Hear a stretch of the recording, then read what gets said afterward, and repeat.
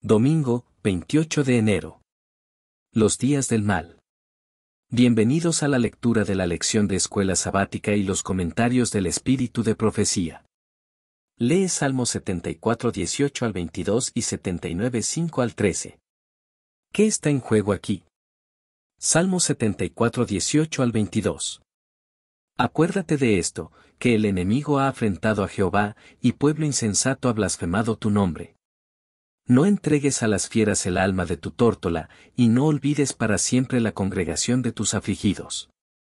Mira al pacto, porque los lugares tenebrosos de la tierra están llenos de habitaciones de violencia.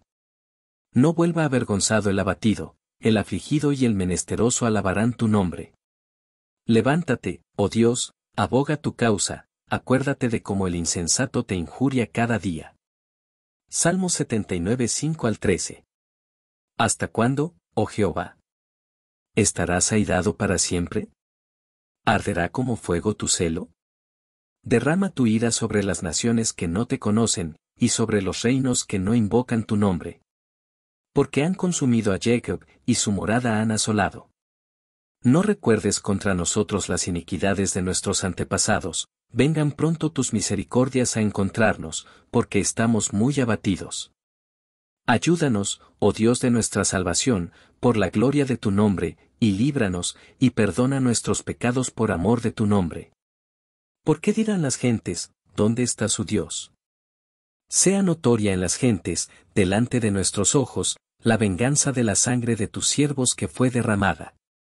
Llegue delante de ti el gemido de los presos, conforme a la grandeza de tu brazo preserva a los sentenciados a muerte, y devuelve a nuestros vecinos en su seno 7 tantos de su infamia, con que te han deshonrado, oh Jehová. Y nosotros, pueblo tuyo, y ovejas de tu prado, te alabaremos para siempre, de generación en generación cantaremos tus alabanzas. El salmista trata de comprender el gran conflicto entre Dios y los poderes del mal, y señala la insondable paciencia de Dios, así como su infinita sabiduría y poder. El problema del mal en Salmos es principalmente teológico, inevitablemente se refiere a cuestiones sobre Dios. Así, la destrucción de Jerusalén y del templo se considera principalmente un escándalo divino, porque les dio a los paganos la oportunidad de blasfemar contra Dios. La herencia de Dios, el pueblo de Israel, es la señal de su elección divina y de su pacto, Deuteronomio 4, 32 al 38 y 32, 8 y 9, que nunca fallarán. El concepto de la herencia de Dios también contiene una dimensión del tiempo del fin, ya que un día todas las naciones se convertirán en la herencia de Dios y lo servirán. La noción de que las naciones invadieron la herencia de Dios amenaza estas promesas divinas. Indudablemente, el salmista reconoce que los pecados del pueblo corrompieron la relación de pacto entre el pueblo y Dios y trajeron sobre el pueblo todas las consecuencias, Salmos 79, 8 y 9. La supervivencia del pueblo depende únicamente de la intervención misericordiosa de Dios y de la restauración del vínculo del pacto mediante la expiación del pecado. El Señor es el Dios de nuestra salvación, lo que refleja la fidelidad de Dios a sus promesas del pacto, Salmo 79, 9.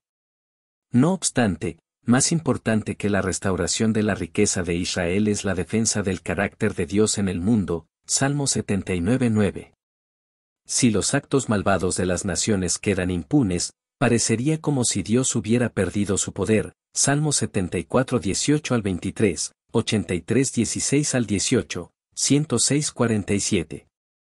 Solo cuando Dios salve a su pueblo, su nombre será justificado y enaltecido. Al igual que hoy, el mismo principio existía en aquel entonces.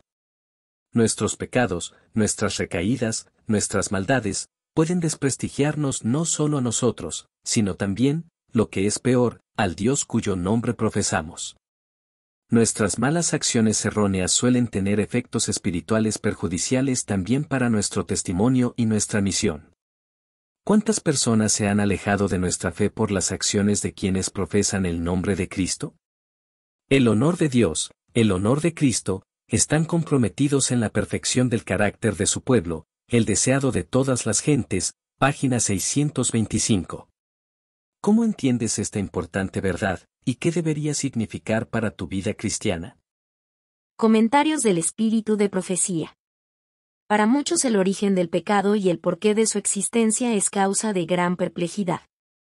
Ven la obra del mal con sus terribles resultados de dolor y desolación, y se preguntan cómo puede existir todo eso bajo la soberanía de aquel cuya sabiduría, poder y amor son infinitos. Es esto un misterio que no pueden explicarse. Y su incertidumbre y sus dudas los dejan ciegos ante las verdades plenamente reveladas en la palabra de Dios y esenciales para la salvación. Hay quienes, en sus investigaciones acerca de la existencia del pecado, tratan de inquirir lo que Dios nunca reveló, de aquí que no encuentren solución a sus dificultades, y lo aducen como disculpa para rechazar las palabras de la Santa Escritura.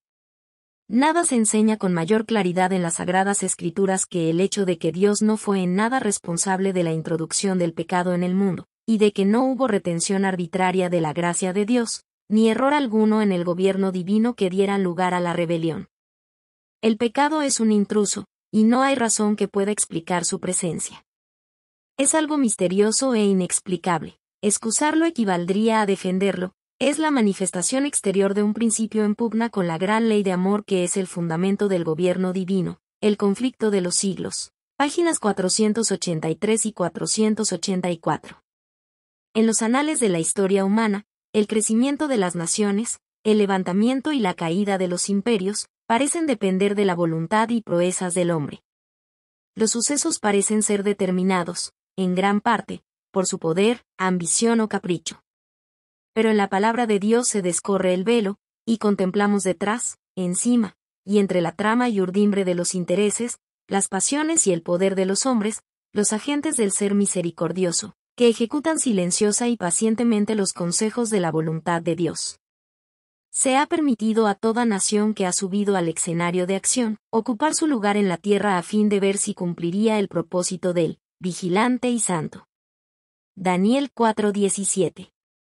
Aunque las naciones rechazaron los principios de Dios y provocaron con este rechazamiento su propia ruina, quedó manifiesto que el propósito divino predominaba y obraba en todos sus movimientos.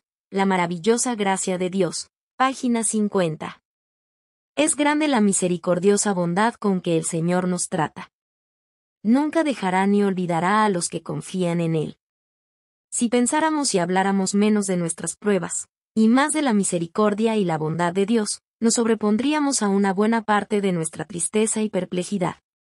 Hermanos míos que pensáis que estáis entrando en la senda tenebrosa, y que tal como los cautivos de Babilonia debéis colgar vuestras arpas sobre los sauces, convirtamos la prueba en un canto de gozo.